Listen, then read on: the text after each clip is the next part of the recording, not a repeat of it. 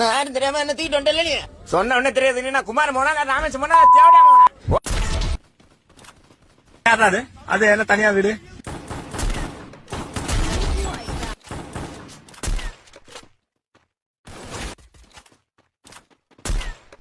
என்னடா சும்மா விளாண்டு பார்த்தா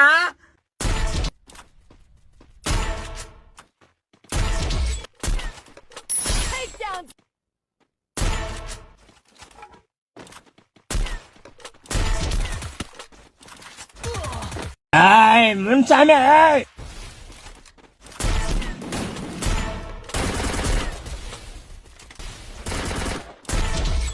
வெள்ள தாவிக்க விட்டு உள்ளார இதான் தூக்கம்